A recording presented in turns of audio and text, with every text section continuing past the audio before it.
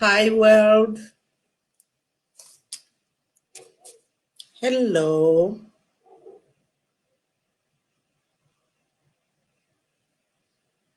Hello, hello, hello. Who is ready for us today? It's a bright Saturday, 12th of 12th, 2020. I believe in numbers. I will just keep talking. If I get 1, 2, 3 people watching, then we are good to go.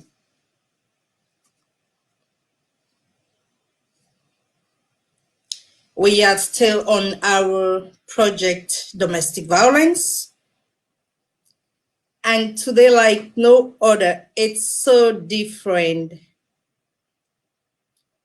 It's different because we've got the men on board. I will just go ahead and share while waiting for others to join. Domestic violence, gender-based violence.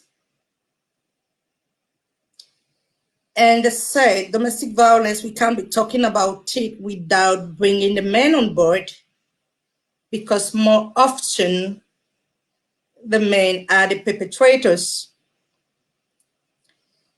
So today, we are going to listen to them talk. They will own that role. They will look at the two sides of the coin. Of course, generally, most of the perpetrators are the men. And secondly, sometimes the men are also being abused. As a woman, I'm not going to be biased. I'm just going to say it as it is. They are doing the talking anyway. I'm just here to moderate. We all know, even before COVID, DV has affected a lot of women and girls out there. UN gave figures up to 243 million last year before COVID. And during COVID, those figures have skyrocketed. So we understand that a lot of women and girls out there will need help. We just rounded up with the 16 days activities towards against gender-based violence. And we think we want to bring the men to normalize the conversation, because as I said earlier on, we cannot be talking about gender-based violence without including the men. So today we want to hand over the mic to some of the men who are representing other men, and they have stood up as ambassadors to support women as a champion their voices by saying, "Do not violate me. I am a woman." I am Emiliene Grace, and today I will be joined by some men, some geniuses out there. Hello, hello, hello. Good evening, misters. I am very glad to have you all on the platform. And I'll just give each and every one of you a chance to introduce yourself. I'll start with the first to my right, Sammy Black. Hi, bro. Welcome on.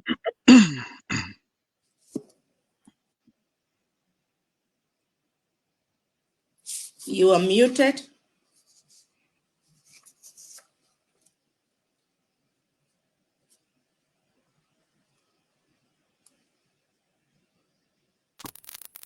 Okay, sorry about that. Hello, everyone. Yes, I'm Sammy Black. Like rightly said, I'm based in Canada. Yeah,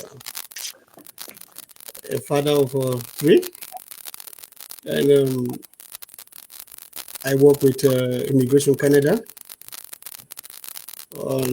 I'm based in Canada, so as a citizen. Thank you so very much, Sam, for that. As we go further, we'll get to know you more better. Thank you for that introduction. Next to my right is LJ. Please, can you introduce yourself, please? Hello, everyone. I hope you can hear me. Can you? Yeah. Okay. Thank you for having me on the broadcast. I specialize in working with social workers and those connected with social services jobs. I work with young people. I'm based in England. I'm a registered social worker with extensive experience in Finland and in England. We're talking about 15 years of professional experience working as social services coordinator with adolescents and as a unit resettlement manager working with unaccompanied minor refugees and asylum seekers in the Finnish immigration system in Finland. I also have some knowledge and expertise in providing life-changing support to young people in particular and their families. I have a passion for supporting young people and families, and I think this is the right platform for me to ensure that families thrive and flourish by making a conscious, deliberate, determined effort. So I strongly believe that the battle is in the mind. Hence, one of my favorite quotes is, when life knocks you down, you better land on your back. Because if you can look up, you can get up. I'm a father and I'm a man. It's a pleasure to be with you. Well, thank you so very much, Jay, for that. I've read that on your platform a lot of times. When life knocks you down, fall on your back, because whenever you fall on your back, you can get up. Thank you. Next I can see is Melvin. Please, can you introduce yourself? Hello, I am Melvin Russell, IT engineer here in the UK. I'm very interested in this topic because I have a variety of friends, relatives, and common groups that are suffering with this same situation. I've been an ear to many of them, and it would be nice for me to put out some of the experience I've gone through and listened to and share it here with you guys. Thank you so very much for that introduction. We also have Bazi Ajo. Please, can you introduce yourself, please? Basil Ajo is my name. I was born and raised in Cameroon. Currently living in the United States. Background in politics, higher education and economic development. Moving around, trying to connect women entrepreneurs to help them thrive. That's just who I am. And I come from a family of a polygamous family with a dad, raised by a grandmom, and amongst a family of 10 children, technically who are my uncles, but I call them brothers. That's who I am. Wow. I'm already full. I'm already so fulfilled having men from all walks of life on the platform. Truly, this is the first time we are having men on our platform, and I am truly grateful for your time and the sacrifices you guys have all made. So we'll go straight to what we are talking about today. We asked the question, how can the men be proactive and prevent abuse? How can a man be proactive and at the same time prevent domestic violence? What can a man do to stop it? I'll start by asking LJ. LJ, I know you are a coach, you are a mentor to a lot of people.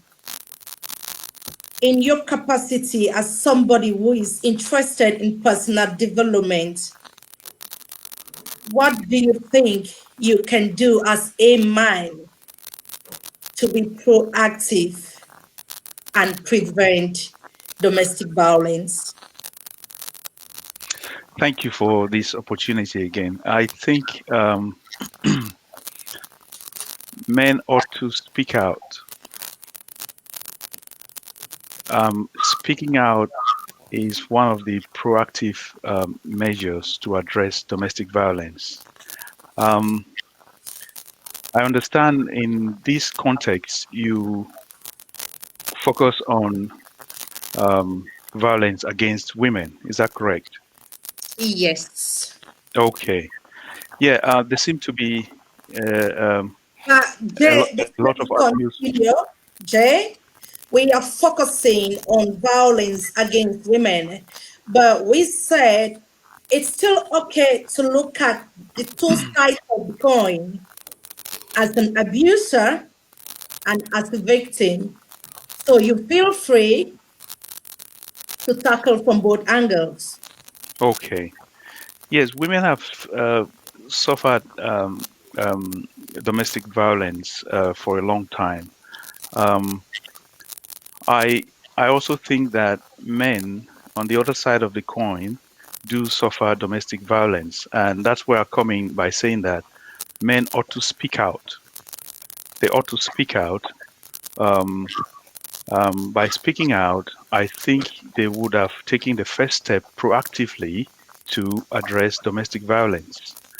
And speaking out is something that's very sensitive when it comes to the man for various reasons. So we may have, a network of friends. I think that's a good avenue for the man to share his concerns or his worries in terms of domestic violence. But then at the same time, society seems to have made it in such a way that when men speak up that, hey, I'm being abused at home by my partner, that man is considered to be weak or emotionally vulnerable, or whatever you address it. But I think before the discussion continues, men ought to speak out. That's the way of addressing domestic violence. Thank you so very much, Jay, for that. You said something men ought to speak out, and from what I gathered, education is the key. And if education is the key, men have to speak out. They have to start from their circle. So my question to Basil, I have a question for you. From what Jay have been saying, to be proactive, you need to speak out. And to speak out means you need to stop being a bystander. You shouldn't just stand and look at DV and abuse as something private, as something so sensitive to talk about, as something that really doesn't concern you. As a man, what will you do if you are in a circle with your friends and you get one of them say something terrible or stupid, downgrading a woman? How will you tackle it? How will you speak out in such a situation? Yes, thank you, Madam Host. This is a wonderful opportunity for me to share my life experiences in this particular area. We have grown up from colleges. We thought that being men, we were proud to degrade and bring down other women by being proud of saying this is what we did and this is what we couldn't do.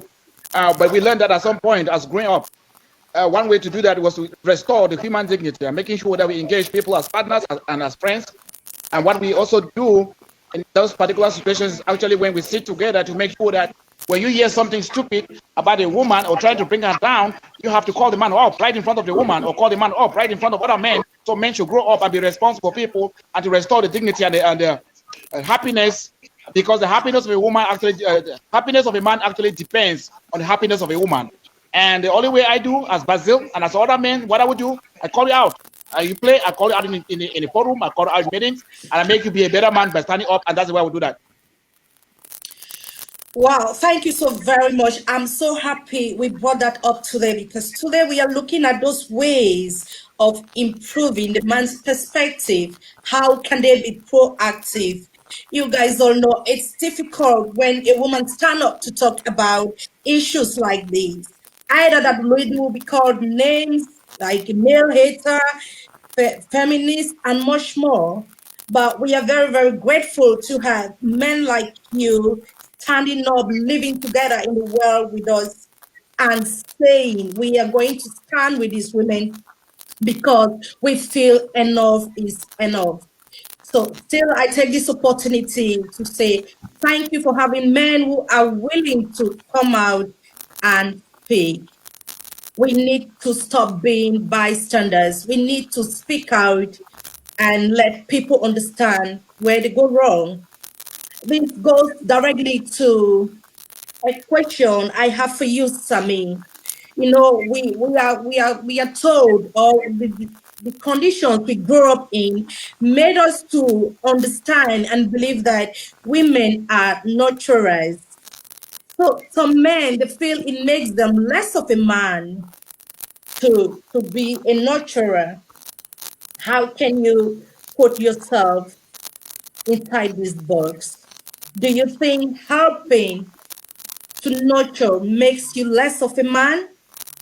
In that, I mean, who are you as a man, and who do you represent in front of your children? Yeah, thank you again. Like I would say, the kind of person that I am, I'm that kind of a person that want to like set a pace for my kids to follow and for men at large to emulate. Well, there is that notion that women are nurturers. To me, if you come to my house, the way I've defined things in my house, there is no job that is meant for the man and the woman. I do everything. My partner does everything. My kids, I don't differentiate from them. I make them to understand that handling everything is going to make you a better man tomorrow. So, like my young son is 11. I've always told him, keep your hands to yourself.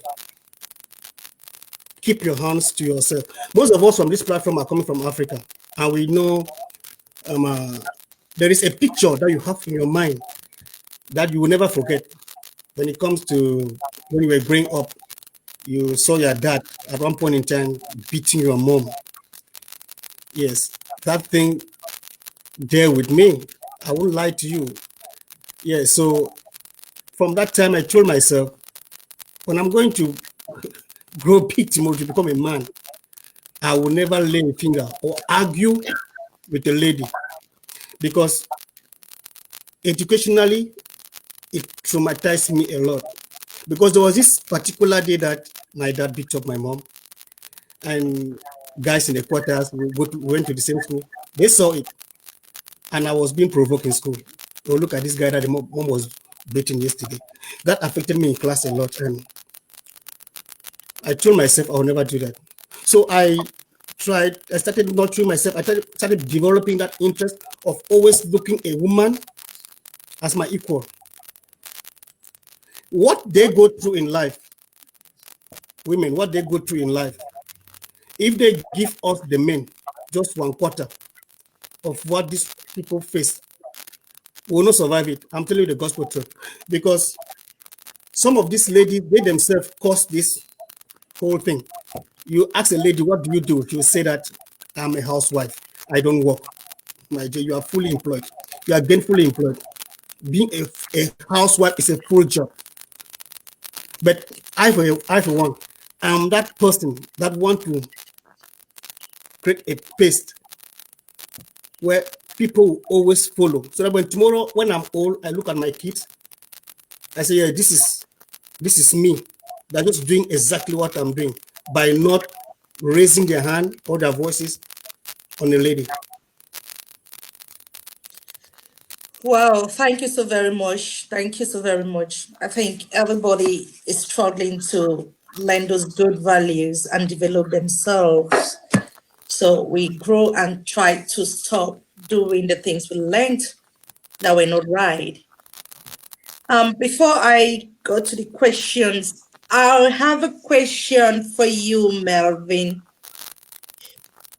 It's proven that men have really become aggressive, especially when we look at our African culture, because some men believe that a woman should be submissive no matter what. And as you rightly said during your introduction, you said you have always been an ear to most people who are facing these challenges. Why do you think the men are not joining the conversation? Because you are a man and you say you have a lot of people you listen to with this kind of issues, but a whole lot of other men out there are not joining out to speak. They are not accepting their role, or better still, they don't even want to talk about it because they say it's a woman's issue. But having the four of you on the platform, I understand it's not a woman issue. What do you think can be done for the men to join the conversation?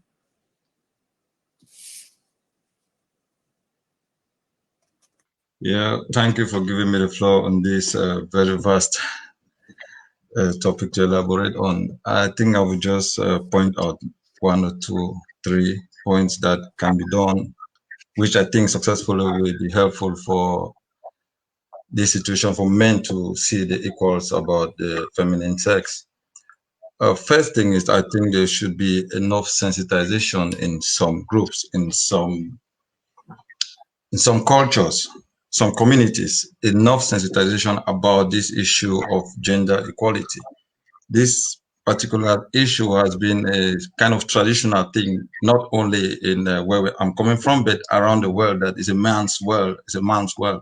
But unfortunately, if you look today, the world of today, the women are actually dominating the activity that we're going through. They are dominating in every aspect of life that we are. It's not about equality anymore. This is about using the power that you have, the bigger bone, to suppress the smaller bone. So if there is enough sensitization, which I think the Western world is embarking on very hard right now, that issue of domestic violence will be reduced. That issue of abuse in any way will be reduced. We also have this the issue about, particularly where I'm coming from, where you have couples being married to, and one of the couple thinks that the family is a bigger family than the other family, and tends to sit upon, like, oh, I'm doing this out of help. Those things where it all boils down to sensitization. Tell them that this is not how it works. This is how the life has to be. Sammy make a good point out there about how he was raised, what his friends saw at school, and how that got him to be who he is today. I remember telling my kids as well sometimes, hey, all the time you push your mommy to extreme. You don't even notice that you push your mommy to extreme because she's always there. She's always ready to do whatever you ask her to do. She wakes up anytime just to listen to you, but you are pushing her to extreme. In that same sense, we as men, we are doing the same thing without noticing. They are absorbing a lot from us without actually pushing, without actually putting their elastic in position. So for me, if we have this education and sensitization in every aspect, every social aspect, every circle that you are in, I am an example of it, because when friends come to me about things like that, or when I witness them, I try as much as possible to talk it down, to put some sense into the person that is doing it, to put some sense into the opposite sex that is doing it.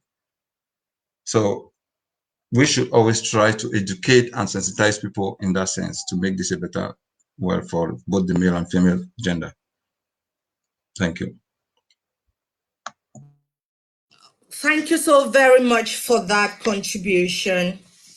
And I'll go straight to LJ. I know you work with kids, I know you work with families. So the question I have for you is, we all know domestic violence is all about power and control. That's the truth.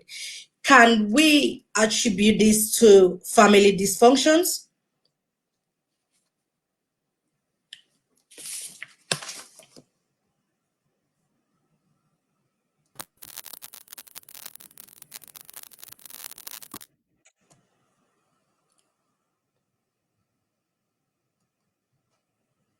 Jay, can you unmute, please?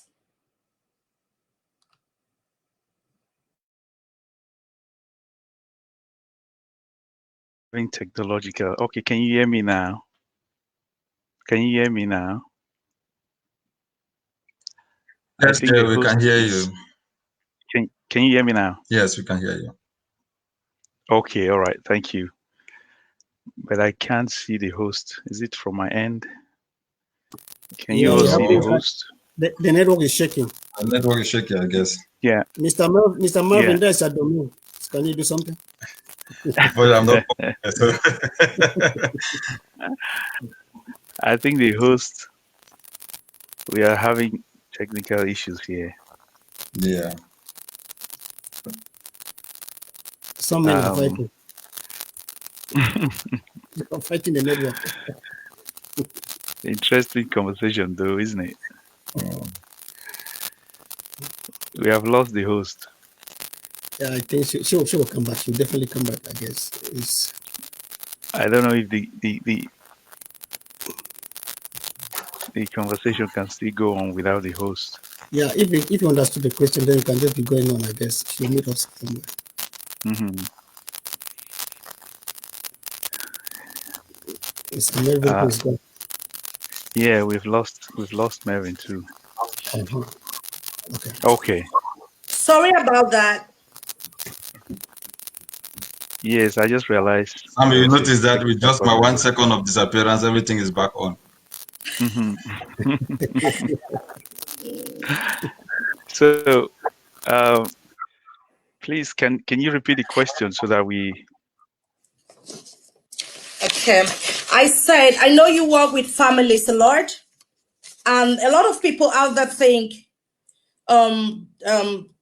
domestic violence is as a result of family dysfunctions.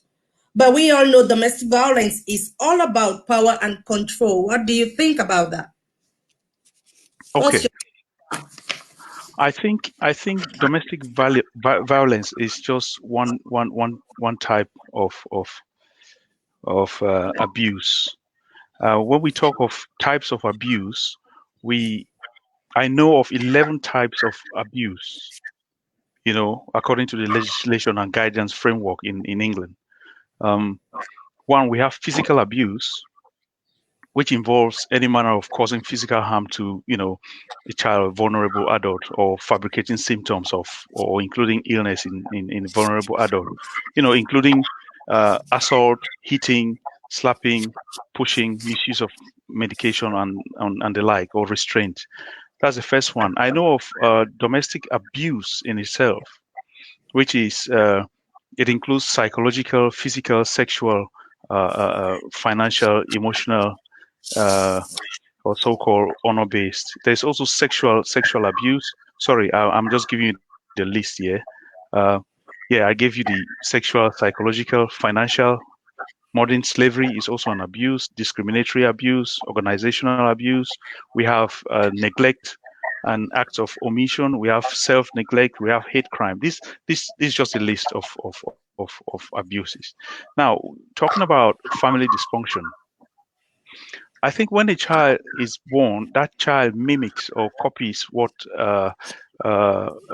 is being carried out in his or her environment, and therefore, if the adults around that child are displaying antisocial behavior or inappropriate behavior in front of the child, that child will be directly and indirectly affected.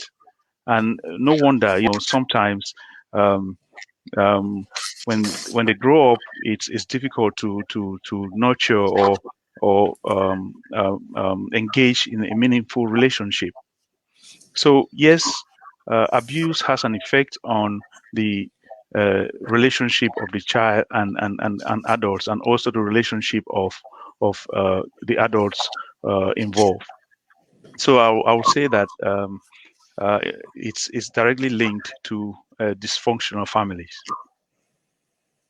Okay, thank you so much, Jay. Before we continue, let's check what the viewers are saying. Oh, Stanley says at times men suffer violence from women. Theresia says it comes from the way men are raised. They are mostly raised to bottle up emotions, to man up. This becomes a ticking thing bomb. That's very true.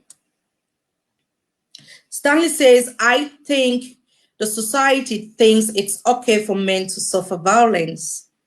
We'll come to that. That's why the men need to speak. Not everyone wants that beat up their moms in Africa. Yeah, it was just a general statement, but we don't say everybody does that.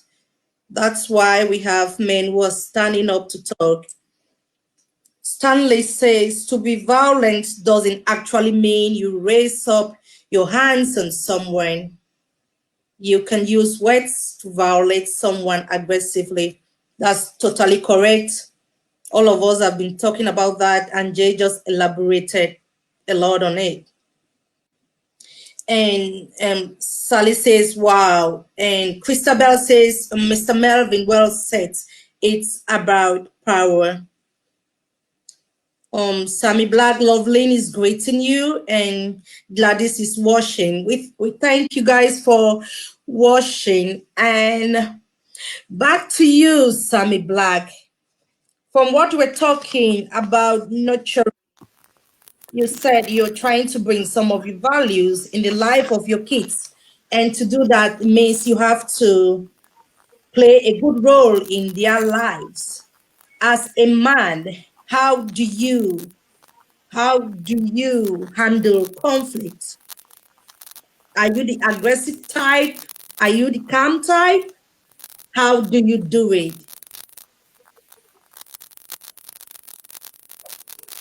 Yeah, thank you once again. Like I said, my background is from Africa, and we don't create experience; we undergo experience in life. Yeah, my upbringing wasn't the best. You know what it means, like to grow in a polygamous home. Yes, and you always see your parents like arguing. They're always at daggers drawn, and it wasn't healthy for me alone, me in particular. So I told myself that anytime that I'll become a man, I have to set an example that these children are going to emulate.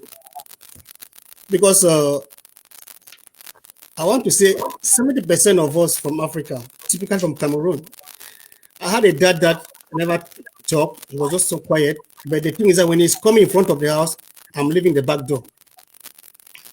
Why? Not that he was like aggressive on me or he was like he was too quiet to a fault. And he never gave us that chance like to sit with your children and talk about things of the family.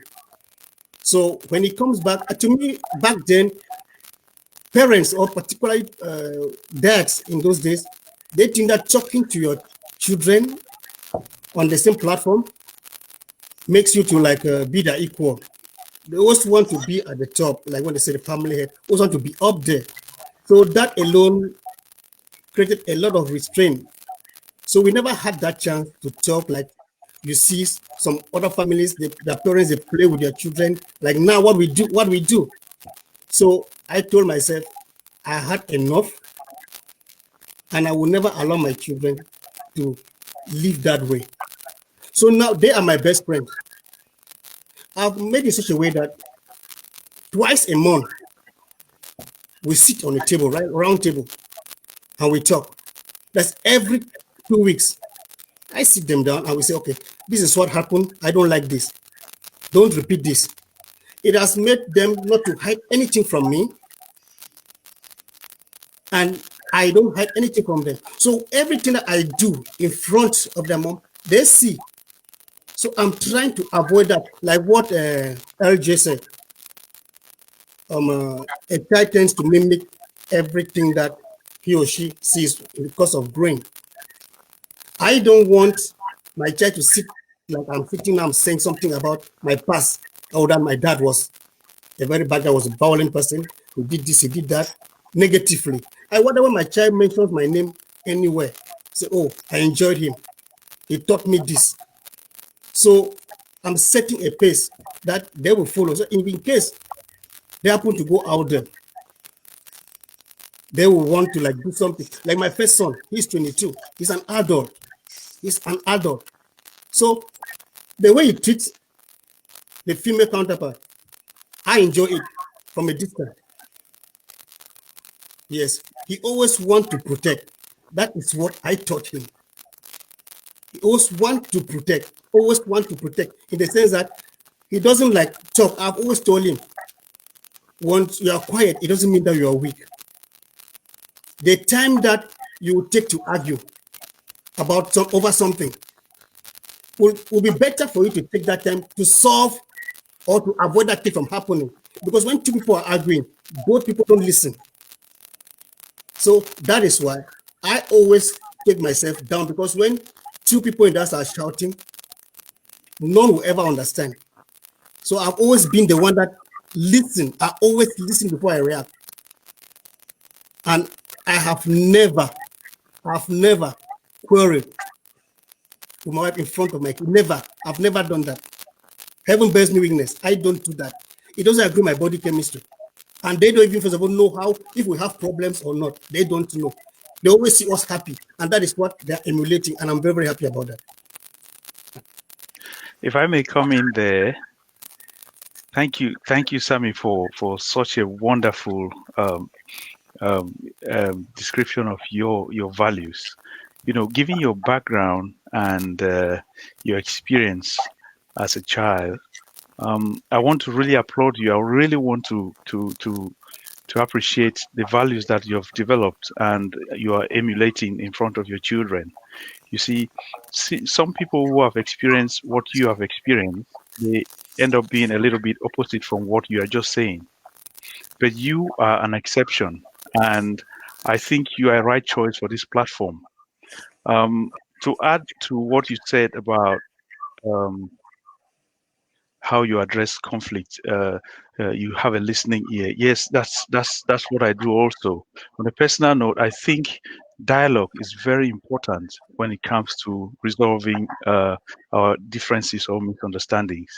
And when I talk of dialogue, I'm not talking about raising a voice and shouting and making your point in a way that you think that you are right and the other person is wrong, but having an open mind for a genuine conversation.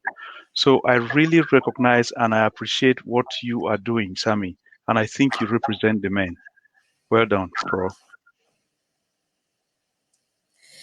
Thank you so very much for that, Jay. Remember at the start I said, who do you really say you are? Every man on this platform, what do you represent? And I'm glad we are having this conversation. I'm really glad about it. From what Sammy has been saying, I'll go to culture. Basil, coming far away from Africa, because in the context, we are all coming from Africa. We all understand that culture condones with violence. How can we change this? In your opinion, what's the role of patriarchy? What does it play in our society? Well, I think that is a wonderful question, and I don't think I really have strong experience in the area of patriarchy. But what I have experience about is actually about my own personal life, about culture. I can prove that I can breathe without a woman. I can prove that I can walk without a woman. But there's something I cannot prove, that I can live without a woman. I cannot prove without a woman's making me feel good by cooking good food and putting it on the table. But I know that she does that. If you hit her hand so hard with something, she gets the thing, she smiles, she knows what she's supposed to do. And culturally sensitive, I know there are things that I can do and there are things that I cannot do. So I own up to tell, dude, you know, this is what I can do. Can you do that for me? And I do that in a way that, you know, it is not like you're bossy, you are standing on top of her, or you are beating her up with words. You're doing it in a collaborative way. That is just the way I look at it, is my own cultural way. I don't want to go back to how culture brought me here, but I'm looking at how the modernization has actually, where we are and how we can move in front with a woman. My wife, she's always ahead. She's moving ahead. I walk behind her because she knows the direction of what I do. I don't know how where she takes that kind of brain from, that vision from, but I know that each time I stand behind, she's pointing the direction to me. Go this way. And when I go the opposite way, I always come back with my hands on my head, missing the road. I always go back to her as a consultant. That's how I do it. That's how I've done it in the past, and that's why it's helping me be a successful man, because of the wonderful man that I got. Thank you. So, Basil, are you saying that? Are you agreeing with what Sammy and Jay said, that having a listening ear is a way to be proactive? You know, listening comes with emotions. If you are not emotionally stable, it's difficult to listen. I agree with listening. Listening is one of the best ways to listen without interruption. Listening does not only mean listening. You listen, and you have to actually not only listening, but you have to listen with actions, with your body language, and act to what the woman is talking about. Well, we lost him. I'll go to you. Yeah. Talking about Speaking listening. Okay. Sometimes we have to listen in silence, and we know it's a challenging situation. It has been out there. People are talking about it. A woman might say, "You have not listened to my silence." How do we listen? As a coach and a mentor, I know you practice good listening, because that's the core of what you do. What can you say about that? Thank you. I think listening can be both passive and active. You see, passive listening, we are talking about, you know, you are just saying something, the other person is saying something, or let's say you're in a relationship with your partner at home and he or she has said something, and time flies, you know, 1 hour, 2 hours, 1 day, 2 days, 1 week, 1 month, 1 year, and there seem not to be any change. So that could be considered, you know, just passive. But active listening is when, you know, you really pay attention to what the other person is saying. And sometimes communication can also be non-verbal. You know, your partner may just give you a look and you will understand that communication, what the other person means. You see? So I think we may talk about listening, but if there is lack of will also, no amount of talking will change what's on the ground. I think both partners should be in a position of the willingness to improve, willingness to change, willingness. By the way, speaking of change again, you know, you cannot change the other person. The person has to be ready to make change. You see, so listening is very important in a relationship. And when a woman feels that she is not listened to, or when a man feels that he is not listened to, there are different ways of reacting or manifesting this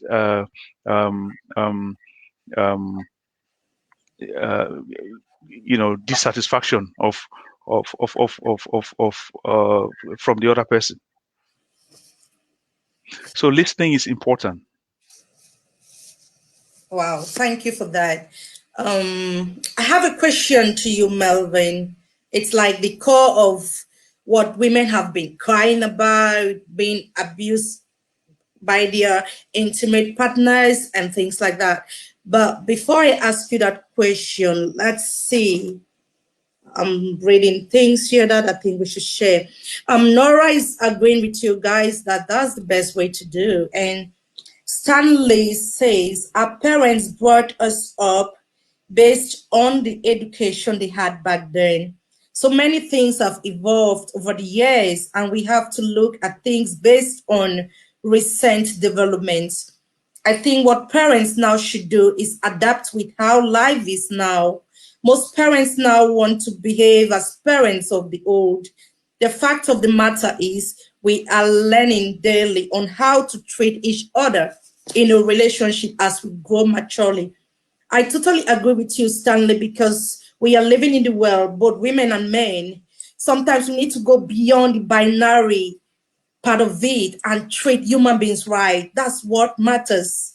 Not am I a woman, am I a man? All we know is you don't need to violate anybody. That's just an aspect of inferiority complex, in my opinion. Stanley also says some women can also take you to your grave to rest. Yeah, we'll talk about that, Stanley, when we talk about pointing fingers to the abuser or to the victim. Thank you for bringing it up. Sally Faith says, I second Mr. Sami's point of sitting with his family after every 2 weeks.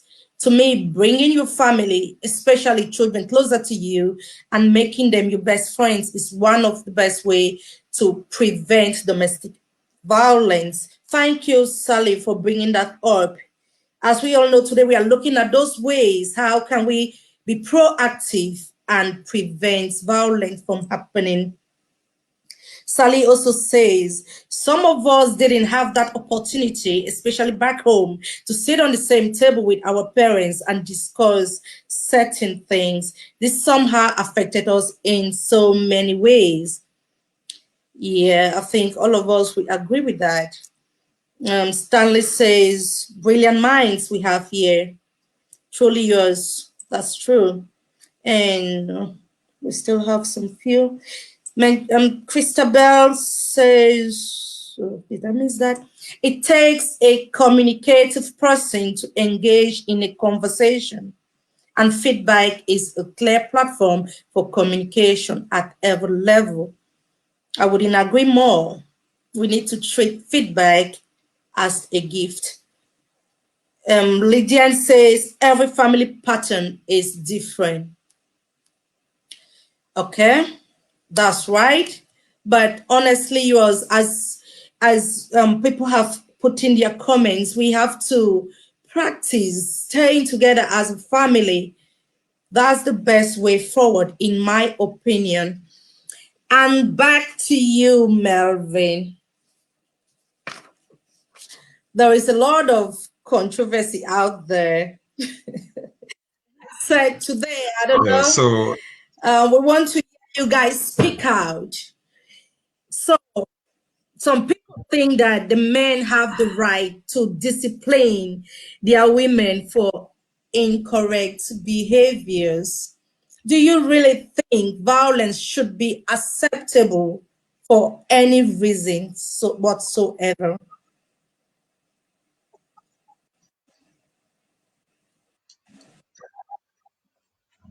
to be honest, violence doesn't is not the best form of discipline, and will never be the best form of discipline, even to the children, not only to ladies or to men.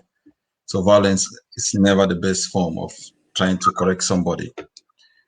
To the best of my own thinking, that I can say, depending on the kind of abuse that we are talking here, and first thing to notice is we are talking about the behavior, incorrect behavior of your partner or incorrect behavior of to somebody you love. First thing that should be, there are 2 or 3 things to put into context. There is a forgiving part of it, and how you forgive should be one. There is the punitive part of it, how you punish is one, and then you have the they just take it along with you, which is actually not the best one as well, because you are still harboring some issues with you. So if we talk about the forgiving side of things and how you forgive it, because forgiveness actually restores and allows the both people to move forward in a very fresh start way. So talking about forgiving first, it's easy for you or anybody to jump into another person's relationship and start judging, like, oh, why didn't you do that? Why didn't you do this? And why didn't you do that? But if you are somebody else from the outside, it's not the best to jump and start judging in that particular sense. Listen as we talk about it, listen to both partners. And first thing first, no matter how it is, even if you don't want the relationship, even if you want the relationship, put the forgiving side of it in front. If you are letting that person go, forgive him and let him go. Because when you forgive that person, you yourself, you are actually at peace, you're at ease. If you want to punish the person, don't cut one of his hands or cut his neck. No, the punishment should be equal to what you are doing with the person. The person should accept it, that yes, what I did is wrong. And then there is a revenge part of it, which is the third part. Revenge is actually, which I said, the eye for an eye or just let it go, which is very wrong. You don't need to revenge in such situation because you are only escalating the problem when you try to revenge. So I will always put that in front. Violence is not the best side of trying to punish your person. Forgiveness and dialogue is the best way of trying to do it. The research shows it. When you forgive people, they tend to pay you back in a better way. You favor them, you give them that favor, and they will learn better from that favor that you give them. He forgive me on this, and he will try not to represent or reproduce that same effort that he did to get you angry. So put the forgiveness as first thing. Like I say, if you forgive somebody, you give that person the best room for that person to develop him or herself out of what he did wrong. So for this point, I will tell you, remove the violent side of it. It's traditional thing that people think ladies are punching bags, ladies are just objects, ladies are who they are. You can always do what you want for them to do. It's both ways. Some ladies, they do the same. Like we say, one of the things that ladies do that they don't understand that is some sort of abuse. I think Mr. J, we said that rightly. There is this, some ladies are kind of more than police women. When their husbands or boyfriends or whoever steps out of the door, they are there with a microphone. Where are you going? I'm going to this place. And still, when you are there, are you there? And then they say it's consent. But sometimes when you do it too much, it doesn't become a consent anymore. It becomes an abuse of the person's own freedom rights. So there are ways to control these things. Don't come back and start doing the same thing to your lady. Madam, where are you going? Where are you? When are you coming back? That is not the way to go about it. If the situation is uncontrollable, look for solution for counseling. Go to Mr. J. Mr. J can put this on the book side of it. And talk to him, and he will definitely talk to you people how to manage this kind of controls, how to manage this kind of things. That's what he is doing. And believe me, Mr. J has talked to me as a friend. We have had person-to-person talks, and I appreciate him for that. You are blessed with that wisdom, Mr. J. Thank you. Thank you very much. Thank you very much. Now you make me. If I was Oyibo, you would have seen me blushing here with red face now. Anyway, so just to add to what you just said, that was a good question, Madam. The question was, do men have the right to discipline their wives? And is violence the only option? Is that correct? Okay. First of all, we might want to define what discipline is. What is discipline? The thing that is called discipline to A may not be considered discipline to B. You see? So, let's just take from our background.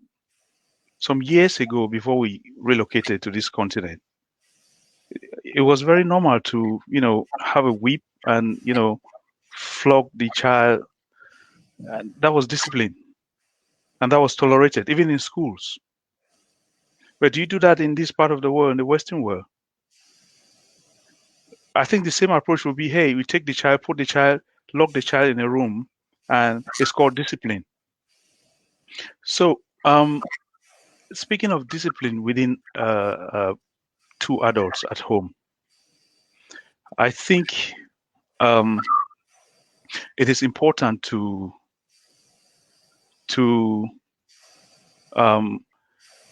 note here that in as much as the women have suffered uh, domestic violence, I think the men also, there's a record of men having a lot of warning signs in terms of psychological control. You see? And if I will go through the list, which is exhaustive, not exhaustive, I would say, you see, the man, he has already touched on it. Melvin has already touched on some of it, some of the warning signs include seem afraid or anxious to please their partner. You see, the man becomes anxious, right? That's emotional, psychological abuse. You see, he goes along with everything that the partner says or does. Melvin mentioned checking often with their partner to report where they are and what they are doing. Being belittled, humiliated, and humiliated. He's rubbish, he's a weak man, or if a father's children are persuaded by the mother to turn against him, that's parental alienation. You know what I mean?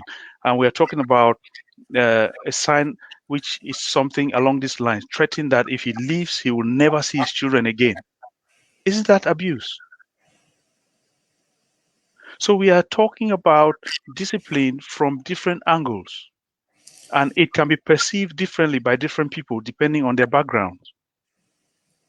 Now, the problem is, do we have a plain platform to address discipline? What is discipline in this context of that particular family? Right? So it's well, I don't want to take the the show. I will give the floor for other people to speak. Thank you, Jay. I'll go back to something Melvin said. He said women are objectified. When we say objectify, we mean sometimes the man thinks the woman doesn't even have a mind of their own. And we all agree that a lot of men out there, I don't want to say insecure men, they are talking about divorce rates skyrocketing. Yeah, we totally agree. But they want to point fingers to the women. Some think that they have become educated about my right, my right, my right. But remember, love doesn't hurt. And we have been talking about communication. We have agreed that we are all living in this world together. So let's forget the binary way of it. I'm a man, I'm a woman. Sami, how do you think, or what can you say about divorce being at the rise? How do you think it's best to treat a partner? When I talk of partner, let's be general, because when we treat partners right, I think we are proactively preventing domestic violence. Can you relate to it with the rise of divorce in our generation?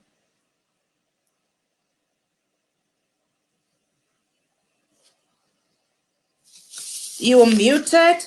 Sami, unmute, please. Okay, sorry about that. Yeah, when you talk about divorce, you see that if you look critically, it is well practiced in the Western world. Back home from Africa, you see that our parents never divorced.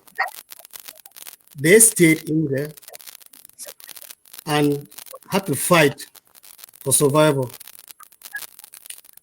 But coming to this part of the world, I later realized that it is part and parcel of them.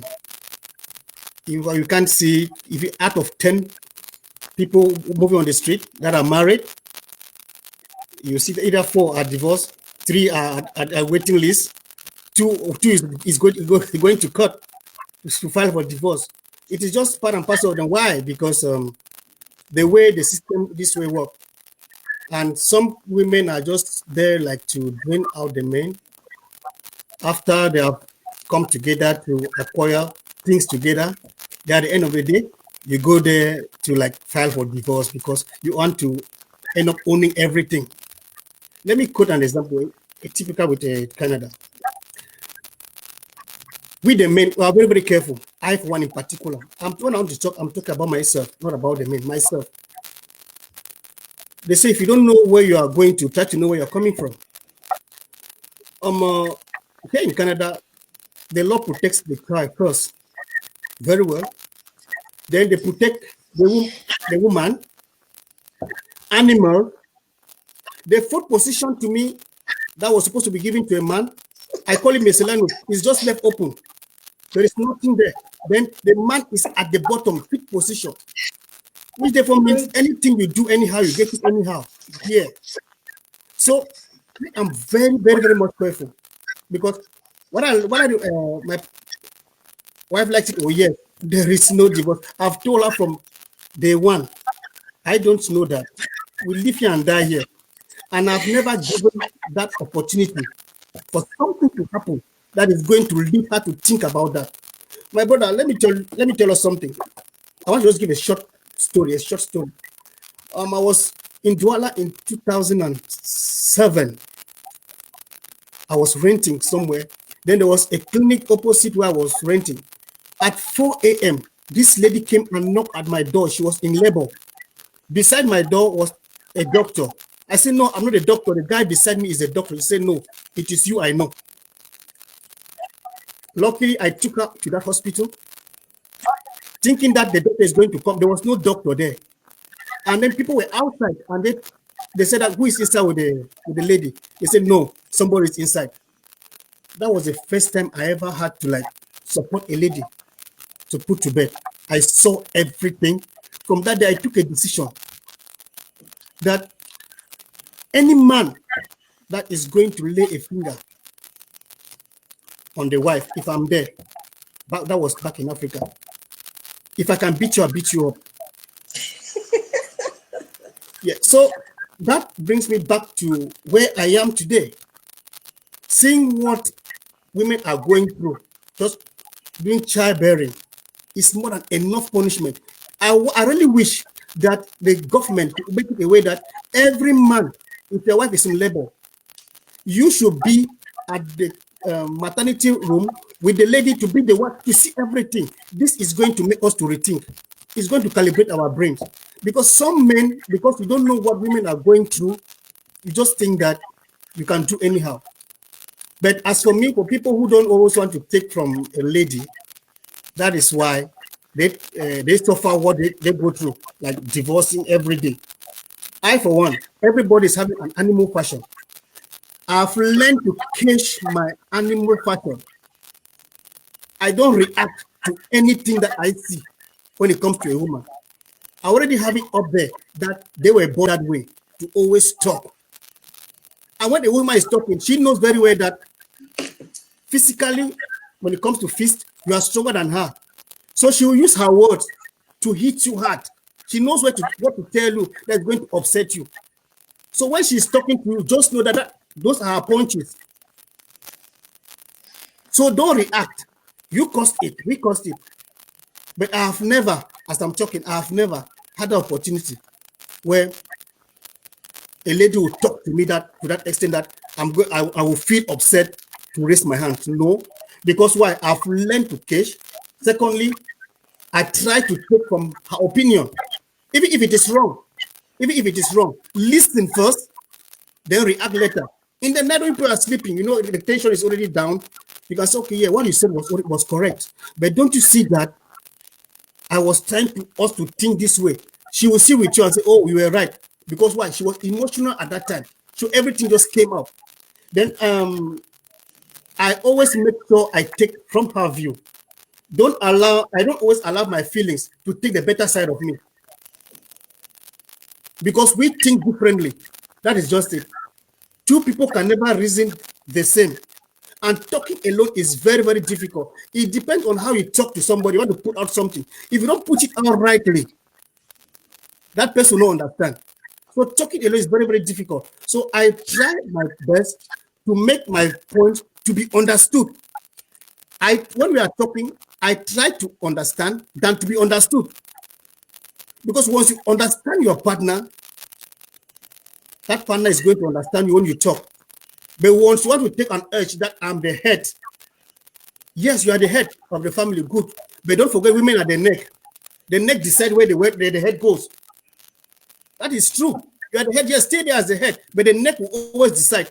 That is why each time you take decision as the head of the family, if it doesn't go, the woman will always do what is going to hurt you. And at the end of the day, people go to court. Whether you like it or yes, everything that you put together will go down the drain. You go back to bachelorhood. And what this, she's going to bring another man to enjoy what people work together. Wow. So any decision that you take when you are happy or angry has always been the wrong one. That is why whenever somebody talks to me or offends me, I don't talk. I talk to myself. I breathe in. I take in deep breath, and I release it gradually. And I talk to myself. Relax, relax, Samuel. Black, relax, relax. And by the end of the day, I smile over it. That is why you see me. I just look good. Yes. Now whether I like it until tomorrow, I'm going to still remain good. Well, thank you so much for that honest truth, Sammy. You said something about about physical violence, and I think I have a question I'll ask Melvin. But before that, the comments are popping up. Let's check what our viewers have said. You said something, Sammy, about physical violence, and we know violence goes beyond the physical. While looking for ways to be proactive, we have to look at those other things the men are doing or perpetrators in general are doing that they think it's not violent. Before that, Lydian said, wow, great minds. Tonge says, discipline doesn't have to inflict pain in any form, be it emotional, physical, financial, etc. And Tonga said, insecure men is the right word. Oh, thank you, Tonga. I was trying to mind my words. So I had to take it back that I don't know if they are insecure. Thank you for that, for standing with me on that. Stanley says, divorce now is like a medical prescription to tackle marital issues. That's deep. Tonga says the reason people in Africa stay in marriages is because of dependence, lack of information, and also societal negative influence on divorce. If you're watching us today and you didn't watch last week's episode, please go and watch. That's what we're talking about. We're talking about the influence of the society and how poverty is making a whole lot of people stay in abusive relationships. Tonge also says, Mr. Black, unfortunately, most men still don't possess that information even after seeing childbirth. Yeah, that's true. At the start, we said it's all about personal growth. One of the ways to proactively prevent domestic violence is by education. We keep learning, Tonge. Some men don't even need to be taught to abuse their women and vice versa. Stanley says, at times, words are more than raising hands on someone. Some men and women are mentally broken because of words. That's true. I think that's related to what I want to ask Melvin. And Tonga says, Mr. Black, tell them the neck is the leader when the head is short-sighted. Oh, the man is the neck will always support the head. Without the neck, there will be no head. That was from Sally. And A. Simbeng says, great discussion, guys. Thanks a lot, Mr. Black. You are absolutely spot on.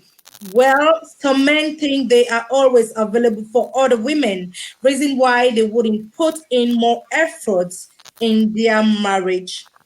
Stanley says the solution is to learn how to choose the right partner.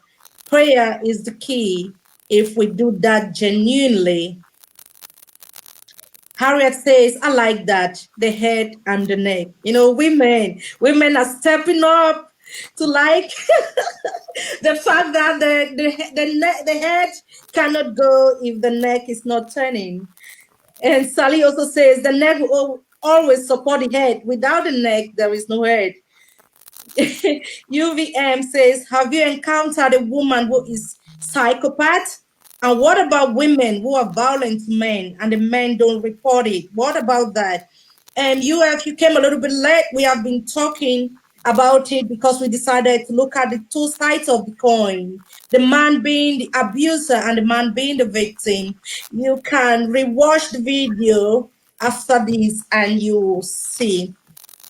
Back to you, Mr. Melvin.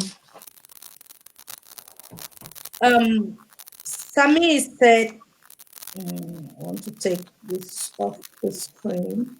Sami said something that in 14 years or so, he has not raised his hand on his woman.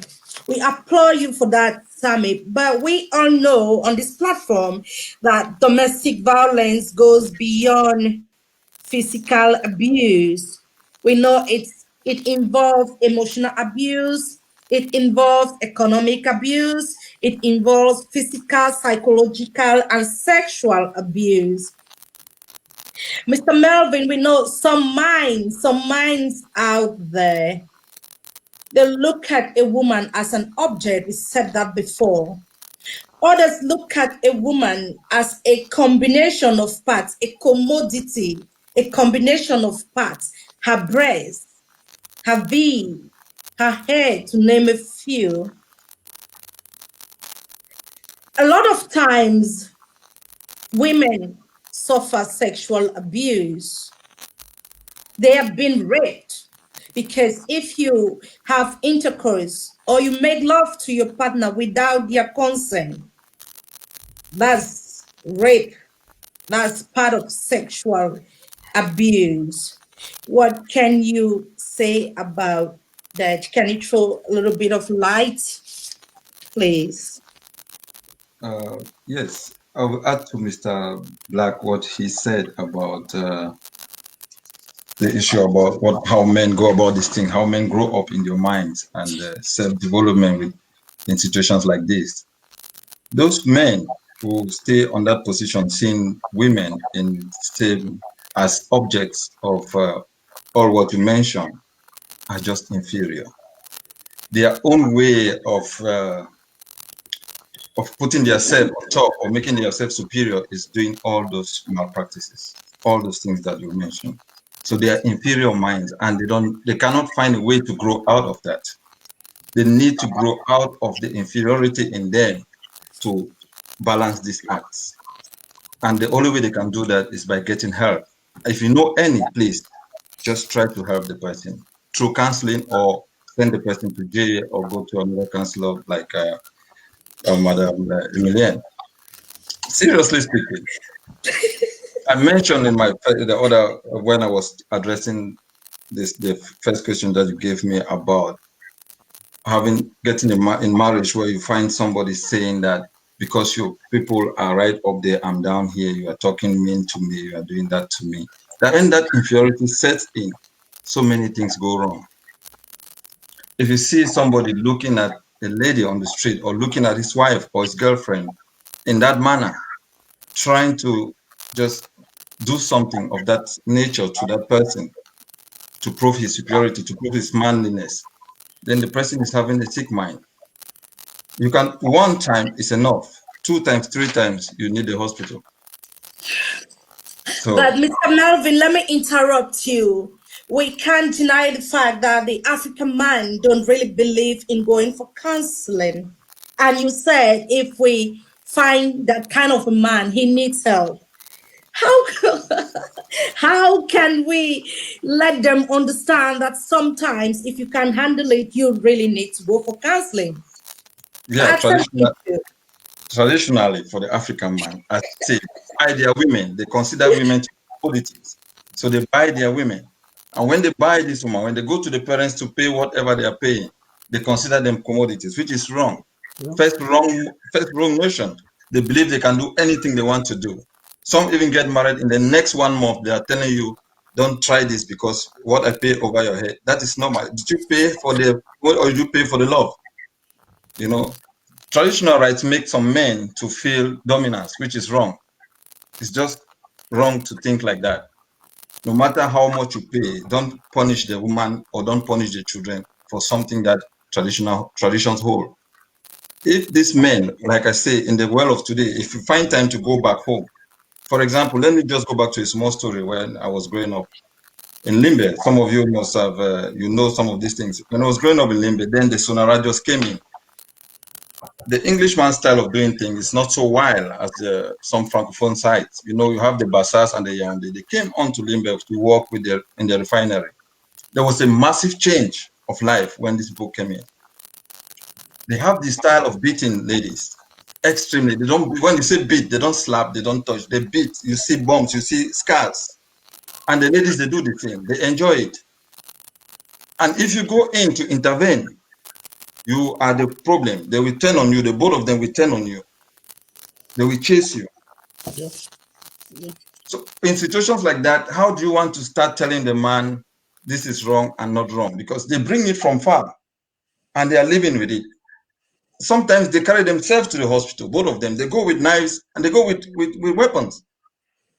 And it becomes a situation that even the neighbors, when they are doing it, if people get out, they say, no, don't go there. Allow them to kill themselves. And you see them coming, the lady is coming with blood. Those who are weak-minded, they will be crying for the sake of the lady. But she enjoys it because the next day, they are doing the same thing. And she's not going anywhere. So how do you want to start telling that man that you have to go for counseling to understand that this thing that you are doing is wrong? He will tell you where he's coming from, the village that he's coming from, that how he gave 50 yams and 30 bags of cement for that lady. So I have right to do what I'm doing. But at this time, at this stage of time, it's good for us to try and tell people, put it in the minds, particularly here in the diaspora. You have so many cases that are hidden, so many that are hidden. There's a lot of abuse going on with this black race that is being covered under the carpet for so many reasons. You have the immigration reasons, you have the others, the kind of so many reasons that these abuses are going on. If you find any, direct these people for counseling. Counseling is not, it's not making you weak, it's not making you,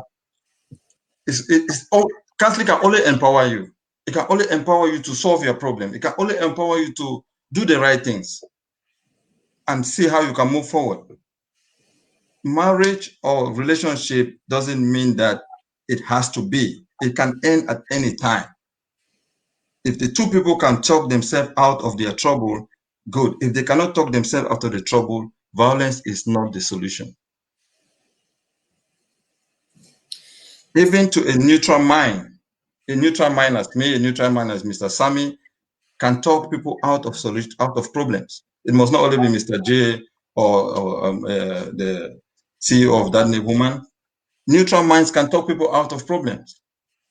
So we shouldn't see women as that community. We shouldn't see women as that piece of how we see them.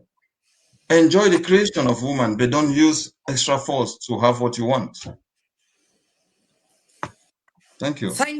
Thank you, Melvin. Thank you, Mr. Melvin. I like what you said. You said violating someone is inferiority, inferiority complex. So thank you. I really, really like that. And you said, yeah, you have listed a lot of things why some men still look at the woman as a commodity. So to you, Sami, should you rape somebody you love? Is that a form of abuse? Yeah. But before I answer that question, we should first of all know what rape is all about.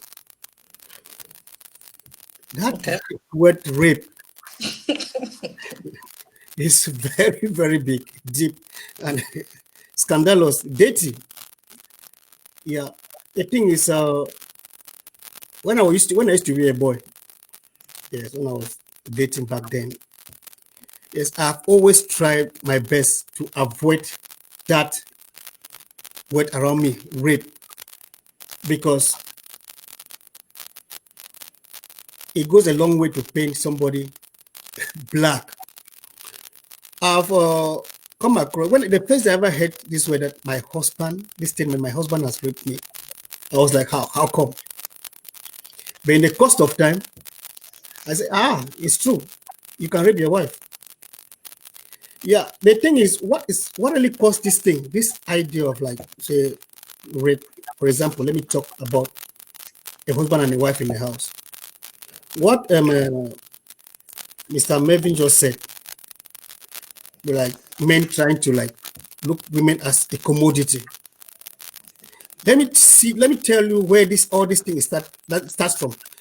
When you go to marry to a lady in the African context, when your in-laws, they give you serious money to pay, as if you are like buying something.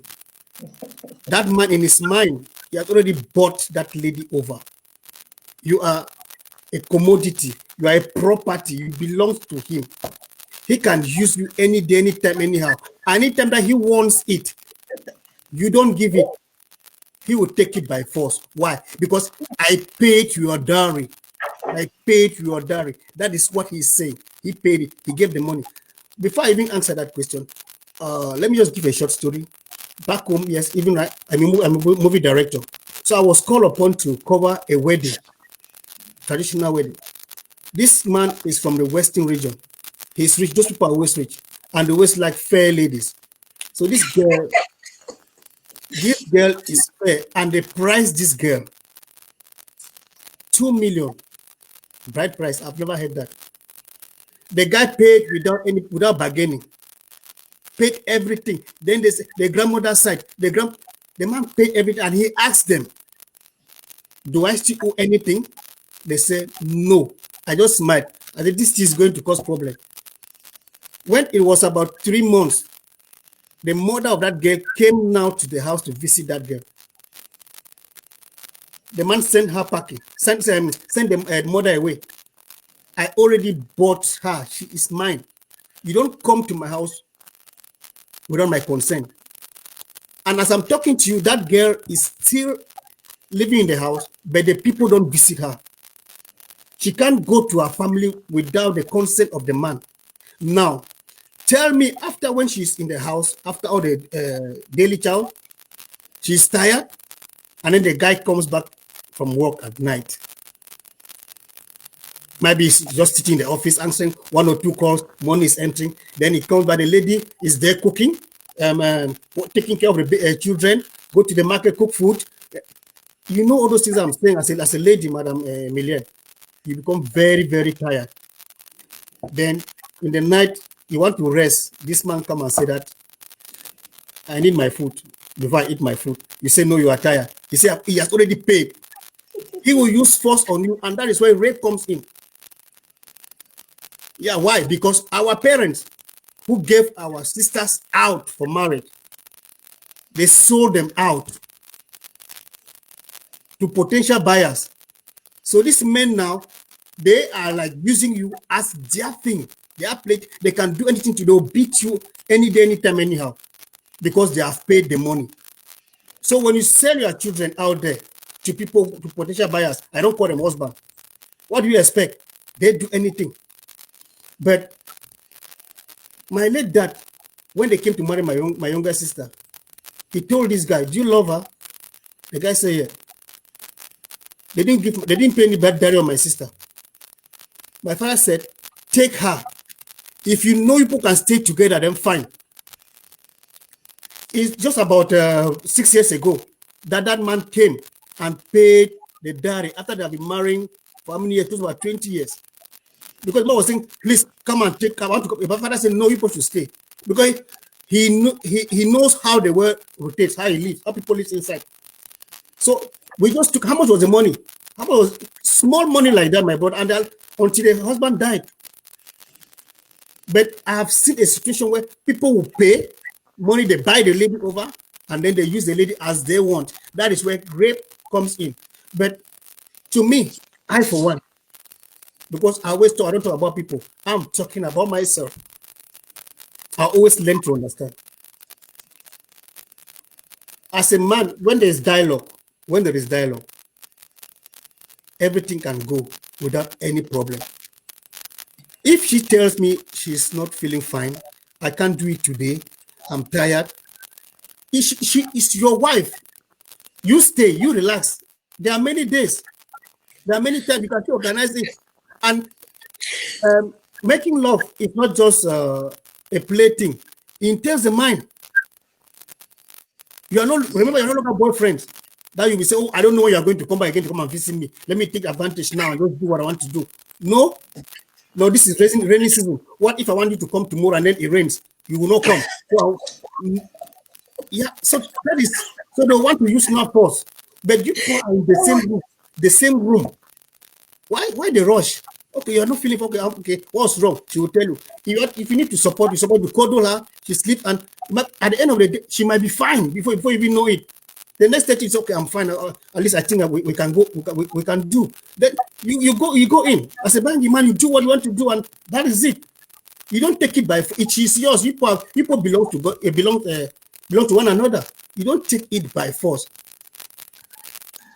Mr. Sami, some people believe that when you fight, when they beat and then they rape or they make love, then that's yes, how they I never enjoy need to it. call What the do you name say? of any tribe. That they are the people. Those are the people.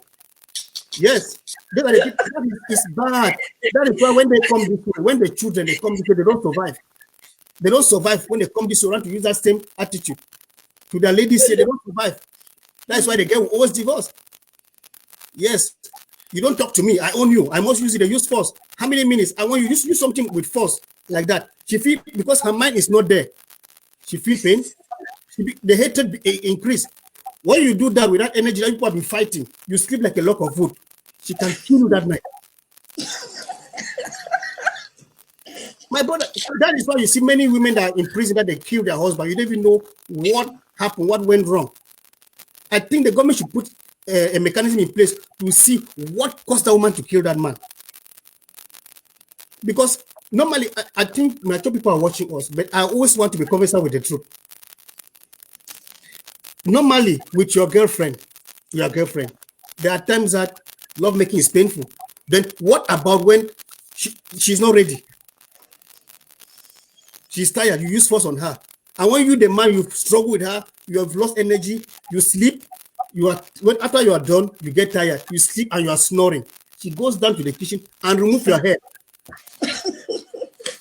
Then you say that lady she's a killer. Rape is not good. It's not good. That is just me. I won't take it like that.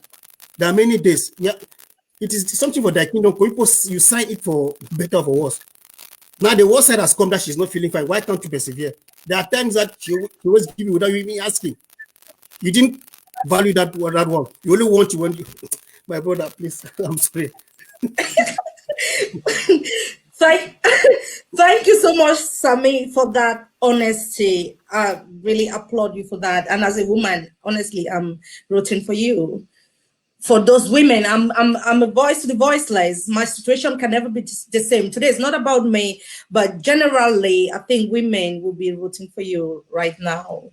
And to all of you guys, your honesty is so appreciated. We are grateful to have honest minds on the platform. Sami, you said something that takes me to the question of blaming the victims. But before I ask you that, let's see what's happening here. Tonga says consent is huge. Most men in general don't believe in counseling. Outrageous bright prices, they're causing a lot of problems. AC says, let me take it off, it's long. Other look at a woman as a house help, hence the reason why they wouldn't help them with childcare or house choices, despite the fact that they are all working in full-time jobs. That's abuse, which oftentimes is waved aside as it is being believed that it is the job of the woman to take care of the home. Some women, AC still says, some women who come from a poor background are likely to be abused because the men think there is no one to stand up for them. Tongebai says, Melvin, I agree with you. I know lots of relationships where the boy beating the girl was a sign of love. So sick. Yeah, truly, our world is sick. Sally says, true, Mr. Melvin. Some women think that if their husbands don't beat them, they don't love them. So they even enjoy the violence. AC says, thanks a lot, Mr. Melvin, for the advice. I like your honesty. Stanley says, thank you, Mr. Melvin. Tonga says, Mr. Black, you are the real deal. Senator, you are only there smiling. Senator. Two people said, Senator, you are just there smiling. Okay, not you, Senator. I have a question directly to you. You have been smiling, so you need to tell us something now. What do you think about blaming the victims? First, I would say I appreciate the fact that all of you on this platform are parents, and all of you have girl children. That I know. We realize that a lot of people, there is this stereotype that says young girls are being raped. We know there is a lot of cases about rape these days. And there is this stereotype that says young girls are being raped because they dress inappropriately and sometimes with heavy makeup. So they are trying to blame the victims. And, usually they will say the perpetrators are either sick people who are needing help. So they are pointing fingers on these young girls out there who are just dressed the way they want to be dressed, giving perpetrators right to say, yes, I raped her, but she pushed me. The question goes back, is there really a reason to rape? Especially, Jay, I'm asking you this because I know you deal with youth a lot. You deal with youth a lot, and the era we are, a lot of them, they wear those heavy makeup. They dress the way they want to be dressed. And because of that, somebody goes and rape them. Is there a justification for that perpetrator?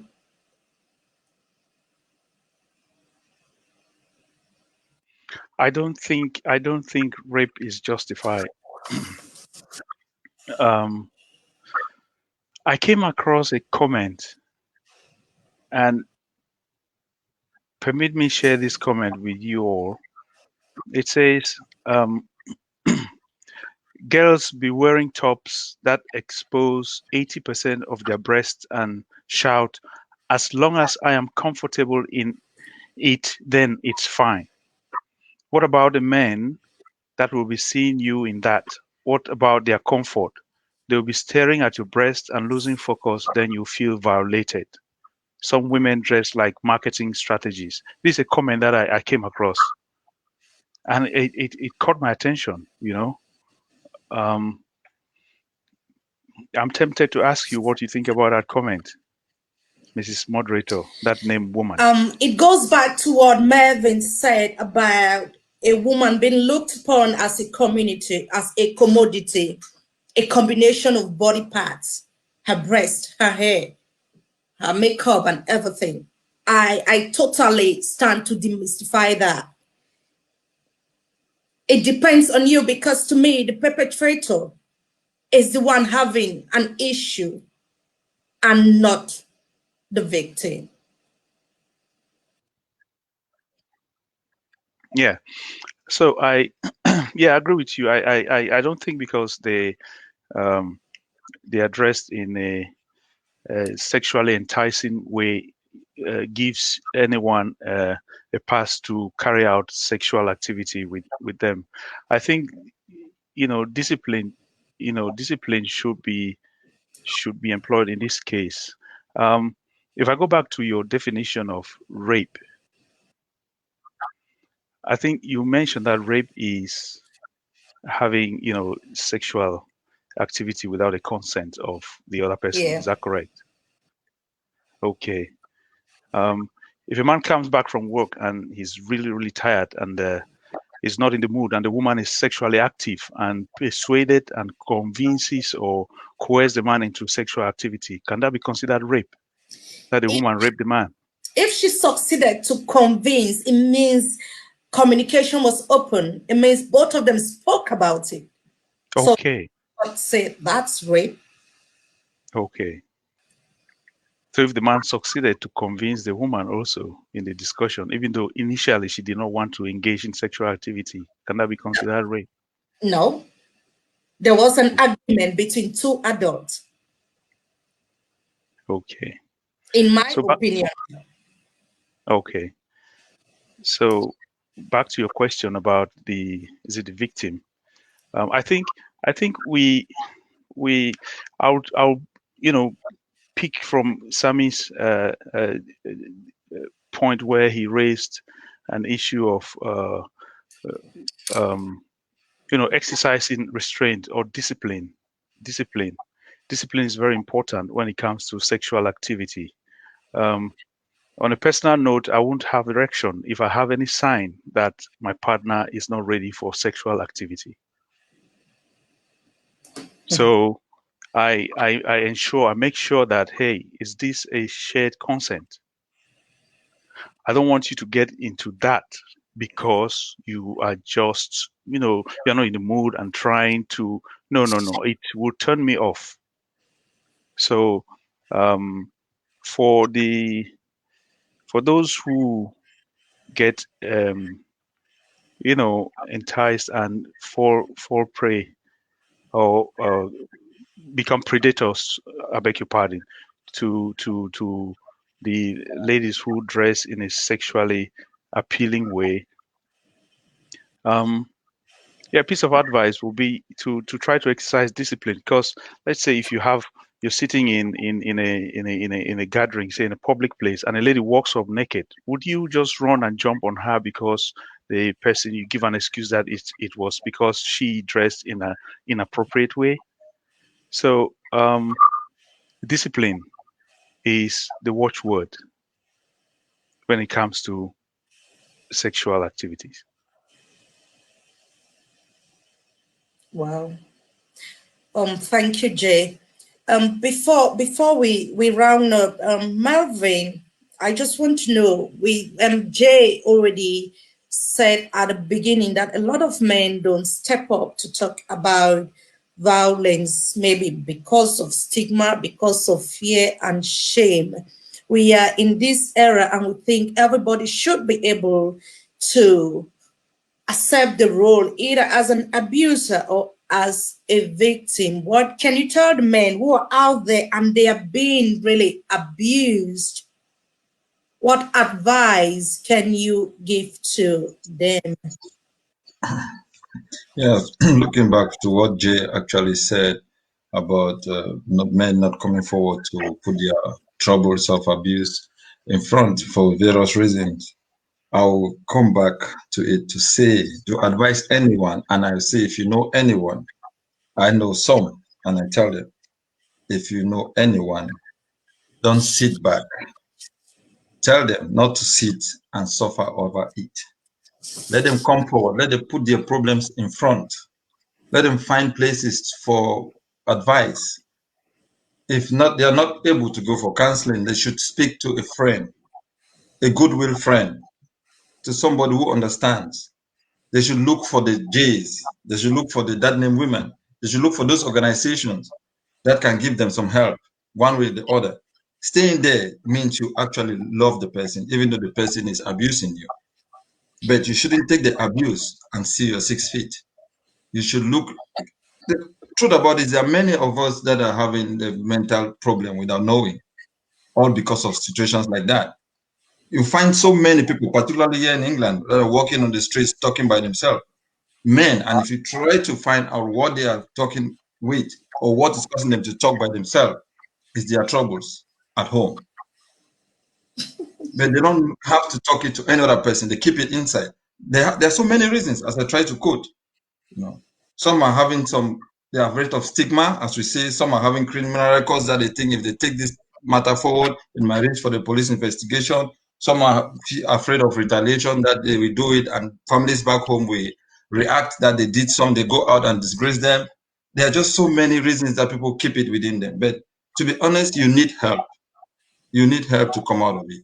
Because if you don't do that, next thing you notice that there will be some nurses taking care of you that you are having mental problems. So try, if you find any, and the little that you know, tell them to seek help. Seek help by every means that you can. If you don't want to go public, you can still go for help and make it discreet. You can go for help and tell the people that you are going for help that you don't want this to be open. They will find a way to keep it close. So please, my advice to them is seek help.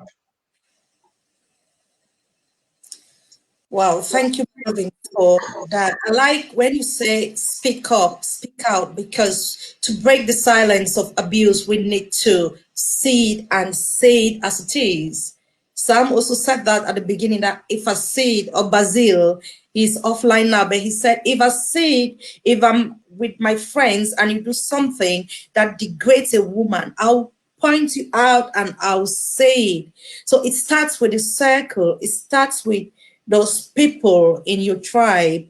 If all of us can say no to violence, no to rape, because you shouldn't violate somebody you really love. I have one last question for you guys. In terms of intimate partners, what makes abuse so common? Anybody can answer? In terms of relationships, intimate partners, yeah, abuse is common. What can be the main cause for that? I think abuse sometimes could be because the other partner is trying to satisfy an unmet need. You see? So let's say in the case of Sammy, what he observed when he was growing up, another man would probably um, imitate what he had seen while he was a child. You see, trying to display that need for being in control, right? Showing power. But as our audience has highlighted, that could also be a sign of inferiority complex. But So, moderator, excuse me, when you say intimate partners, the question doesn't come to me as too open. So, what are you intending to ask when you say amongst intimate partners? Can you clarify that, please? Mr. Melvin, who is an intimate partner to you? I think Jay was talking, looking at it from his own point of view.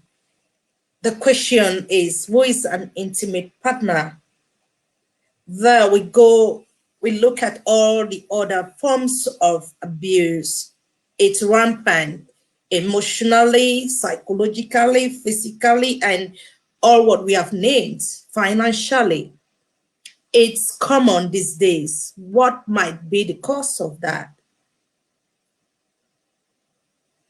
yeah, lack of trust, fear, fear of the unknown, wanting to be in control. It could be also financially. You want to be in control, and therefore you abuse your partner when it comes to finance. Emotionally, you can be abusing your partner emotionally without even knowing, because you yourself were once abused when you were a child, or perhaps you're trying to fulfill an unmet need. That's what I think. I don't Okay. know if Sami has something to add, or Melvin has something to add.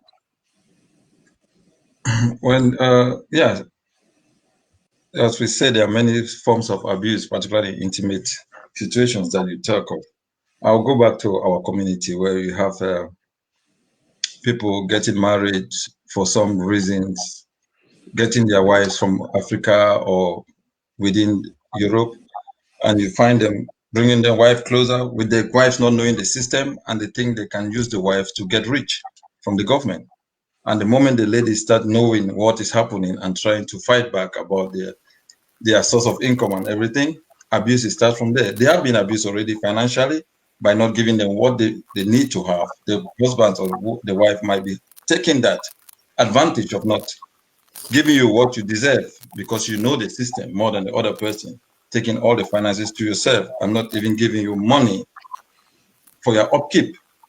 And then when you get to know these things and try to fight back, it becomes another problem. And there you find those abuses of financial and violence and all those things coming together within one case. What is the next thing? These two people are going separate ways because the foundation of it started in all one person trying to dupe the other, trying to dupe the other person in the case of, I needed more money. I managed to get you here. How can you go and get married to a wife and the wife comes here? The next thing is that you need to recover your money that you spent from her. Is that slavery? You know? Yes, And yes. so, Slavery is part of abuse. You're right. so Yeah. Yes, the situation, the balance for intimate violence is just too much to manage. Sometimes you get, for example, there are other situations about status.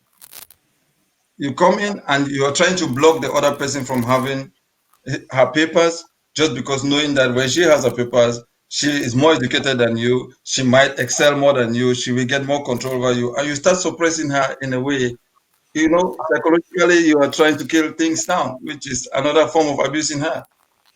yes. There are so many. Speaking of psychological abuse and emotional and intimacy, right?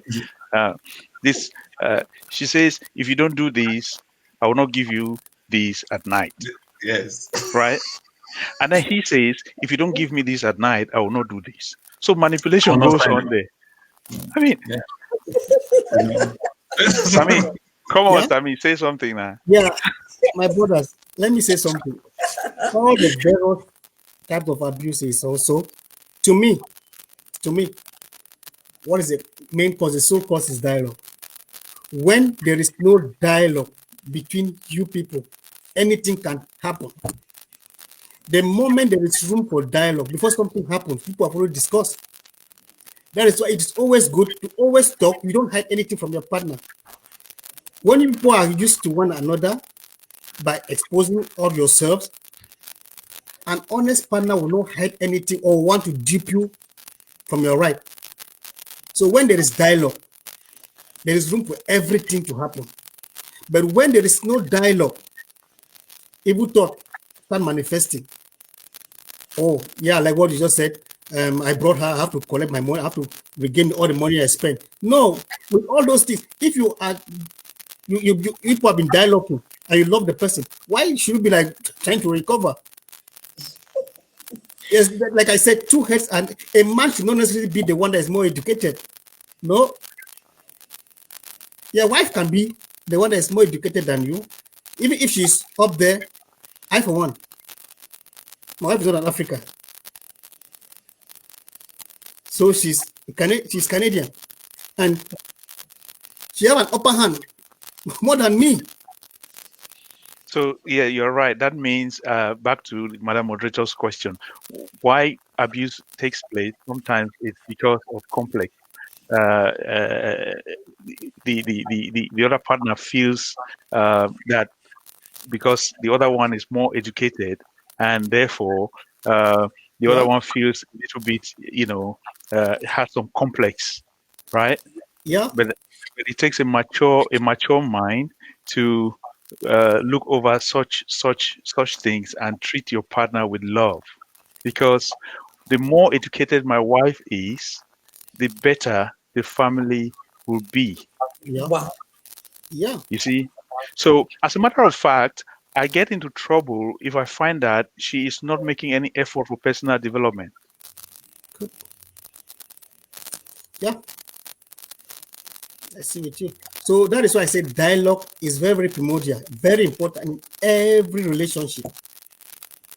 Because you want to talk everything out, there must be a solution. But the more you keep things to yourself, don't assume for the person. That's when assumption take place. And when you assume, it can never be right. 90% of all assumptions are always wrong. I thought. No. At the end, yeah, why did you do this? I thought you meant this. Yes. No, always try to talk out with your partner. When you discuss things, it gives you room to like adjust and to do away with what is not necessary. That is why I say I always have a meeting every 2 weeks with my kids so that we discuss, we know ourselves, we discuss, we don't have any secret among us, no. But I know my limit. Not that because my child will like, when I see you, just come and push my head, oh daddy, how are you doing today? No, it doesn't mean that I'm a small boy. I feel it because I never had that opportunity to do with my dad. You bear with me, Mr. Senator. My dad will come in front of the house. I'm leaving the front door. I'm leaving the behind door.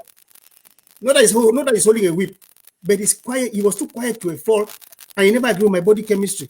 I never had that chance. So why should I be by him? So I should just be running away, just like that. I only come when he's sleeping, and I enter my room. That's it. But now, with the dialogue, I'm living a very happy life, and there is no secret within us, and that makes you to tackle everything that you see that is strange within your family. That is why when you see something, say something. I will just end up by like saying the area that I just bought my house. I think I'm the only few blacks there. One of the black. There is this man that always beat up the son. The son is 13. That was clear. And it seems as if he's not mentally balanced. But he always keep on hitting by the head.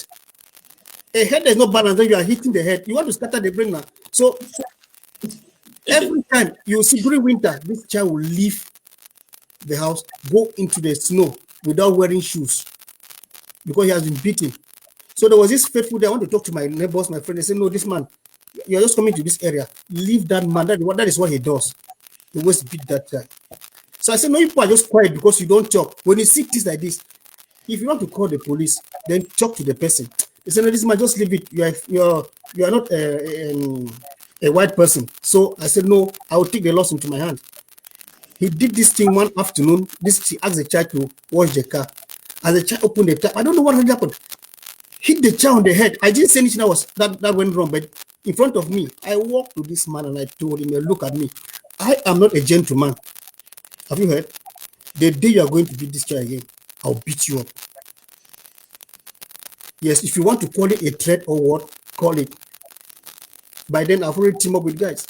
And I said, it's too much. And I cited about 4 instances. You did this day. You did. It therefore means he knows that I've recorded everything. And I'm going to tell the police in case they come. From that day till date, as I'm talking to you, this almost about 1.5 years. The child told me that thank you so very much for intervening for me. And as I'm talking to you, he's my friend. He's no longer behaving stupid. He's okay now. And the mother who has never greeted me became my friend.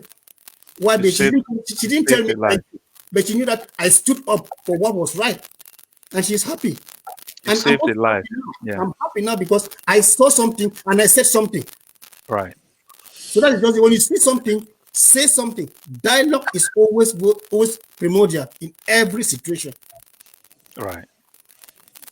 Thank you. We're actually forgetting this comes to still on psychological or you best term that I don't know if it's social, that religious differences as well in marriages or intimate partners can actually be a form of troubles that you have these abuses coming in between. So you have partners who are actually on different beliefs, though they find themselves together and they manage things, but because of the differences in their religion, they get on so many things that they hide, they keep it under the carpet or they expose it, where they say one person is pushing you to believe or not to believe or to follow the rules, follow the rules that this is how I want, because I am this faith, you have to be this faith. Don't give the freedom to the other person to follow the religion that he or she deserves or that he was brought up. You are pushing the person to be the faith that you want. That is actually abusing that person's own freedom of religion. Same goes to the same situation where you are trying to force somebody to be a vegetarian by eating only vegetables when you are fully, I'm not a vegetarian. Just because you are going to your strict version of vegetarian, you want me to be eating all the grasses, Grass, stuff like that. grass, But you every want day, to, you are grass. actually abusing. So You're we are missing abusing those. plants, Yes, abusing plants. of course. So, and some of these ladies, they actually take 2 months only preparing those green plants for you. So trying to force you on to be on those. It's not right. Give the meat to the men. That's plant abuse. Well, I'm really glad that you guys were really honest on the platform. You guys owned the role as abusers, and at the same time, you guys owned the role as victims. As we round up, let's look at what the viewers are saying. Stanley says, period, rape is rape. Don't go in if the door is closed. Try to open the door in love and care. And if the door remains closed, still give up. Tonga says, there are many psychological studies showing abuse. People don't speak up because of how the abuse is being perpetrated. I think that goes to isolation, why they isolate themselves. Tonga says, rape is rape. There is always confidentiality when it comes to counseling. I think she's encouraging the African mind to consider counseling when they need it. Emma says, I believe in addressing the root causes of these problems rather than the symptoms. That's right. Tonga says, what makes abuse common in intimate partners? I think is what you guys have been talking about now. Stanley says, what about women or men who get married to each other knowing the relationship is a violent one? So can courtship help determine if a partner is violent or not? Stanley also says some people just want to get married because they think marriage is an achievement, even when it's violent. There is nothing like more educating to me. It's just all about competitive advantage based on your profession. Tonga says clear, precise. AC says, Melvin, I like your practical examples. Just because you've been told not to eat salt, everyone in the house will not eat salt. AK Pastor Ben says, it appears most of these issues are really issues which should have been thoroughly addressed during the dating courtship stage. However, we concentrate on other things at that stage. I totally agree with that. Today we have been talking about the ways in which the men can proactively prevent domestic violence. And honestly, I think we have talked on it. We have touched a whole lot of things a man can do. Imagine if you don't try to prevent violence, you as a man will also miss those chapters in your life.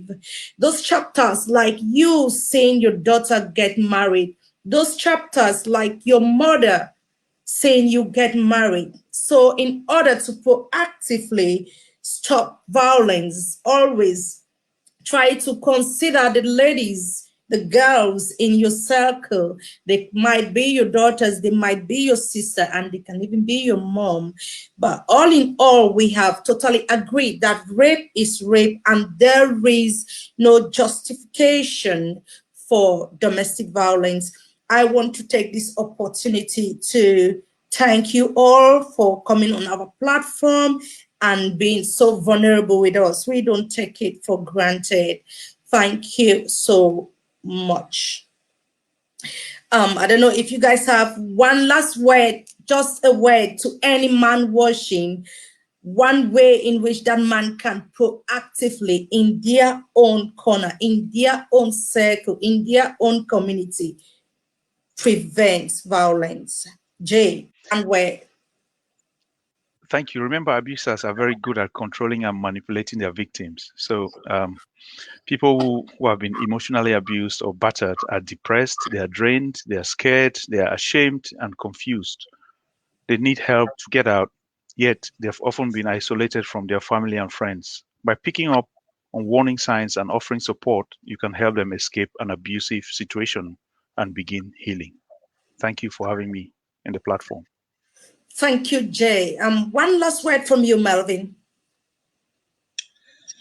If your partner wrongs you, definitely you will feel demeaned. You will be out of control and you'll be disconnected from reality. Forgiveness and punishment will help you. Don't punish the person. Just try to dialogue with the person. Find a way to reconstruct your relationship or find a way to seek help. Speak out and try to sensitize other people if you have the means. Thank you. Thank you. And to you, Sam.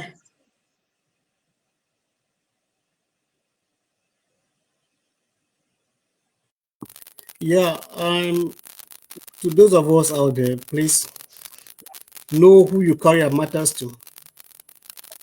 You can't like be having a situation, a bad situation in the house, and you take the matter back to a bar. You can't complain there. Who are those people in the bar? How can a drunk advise you? Don't go to the house and beat her up. Go and send her packing.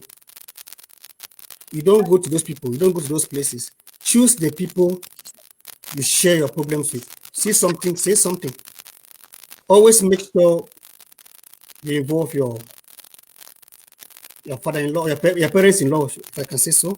When there's a situation, when your wife is going out of hand, when the man is going out of hand, after talking with her, just want to listen, involve them, so that at least people can solve issue. And for ladies, if you can't really take a lot from your husband, you don't pack your things and run to your mother's house or to your parents' house. Go back to your parents-in-law's house, so that they'll bring you back and then they will know that because their son is misbehaving. Also, don't die in silence. Don't die in silence. Stop going to your parents' house. No, you no longer belongs there. Go to your parents-in-law. Make them to know that their son is misbehaving, so that they will come and then they will sit people down, talk things out. Yes, it doesn't mean that you must take advice all the time from your pastor. No, your pastor is a human being. He needs help. No. So there are experts when it comes to that field. Seek counsel, seek advice from experts who can really talk to you people. And men, that word sorry will not kill you. It will not kill you. If you are wrong, I'm wrong. Say sorry, please forgive me. Turn to a new page and make sure you don't do that again. Yes. The two of you came together to build a family. Enjoy that family while it lasts. If not, I will tell you all men out there who are beating that your death is around the corner. They will deal with you people. It's not a threat. It's not a threat. Stop it. Stop it. Stop it, men. Stop it. All the men who still raise their hand on their list. And those girls who think that if their guys don't beat them, their boyfriend don't beat them, it means they don't love them. Don't worry. God created you with two eyes. He will leave you for another girl after busting one of your eyes. Avoid those things. Avoid them. Anybody that beats you, report the matter up. Nobody should beat anyone, even your children. You don't beat them. Talk to them. Treatments are more than an outright beating. Don't raise your hands. Thank you. So, Madam Moderator, just one last one again. Out of curiosity, was it a positive discrimination that there is no woman on the platform this evening? No, I just want to say, Jay, we have been wanting the men to join us and normalize this conversation because Okay, we cannot be talking about woman empowerment and and female-based gender without the men on the platform. brilliant, So, brilliant. Okay, TV, it's everybody's issue. It's not just a woman's issue, as some people think. And I take this opportunity to salute you all for this brilliant conversation. thank Honestly, you, I'm thank you. proud to see that we have some men out there as ambassadors. You guys were vulnerable for us today, and truly yours. We have learned and we'll look at the other side of the coin. Yes, our ladies are our queen. We treat them Yeah, with respect and dignity. yeah, Mr. Senator, consider again. Yes. Wow. Consider again. Wow. Madam Moderator, I must know who that husband is. He must say to me, we took care of you, we protected you when you were growing. Oh, I'll tell him. I think he has been a supporter of the vision. So it's not a generic thing to say a woman should not have a voice in their own home because today it's not about me, but because you asked me that question, I would say the husband I got married to, let me speak and let me educate myself and do the things I like that are my purpose. So I'll tell him that. That's He good. has a cheerleader on the panel. Thank you so very much, Sammy, for that. And thank you so very much, guys, and enjoy the holidays. Sammy, I think we all have learned from you today. Let's behave like the Jews family. Let's sit on the table, especially even just for a Sunday tea dinner. That's something we should try to bring on into 2021. Thank you, guys. It has been a brilliant conversation, but anything that is good usually has some end. That's right. So, Thanks the audience for their compliments and also for their time It's spent. very, it's, I mean, it's been very emotional. I really have to say goodbye. it's hard to say goodbye, but I also have to say goodbye. And thank you to our viewers. And I join my voice with everyone out there to say, as a person, it doesn't matter if you are a male or a female. Let's forget the binary. Do not violate me. Do not violate me because I am a person. You can't violate somebody you love. Until then, I'll see you during our next episode. Thank you.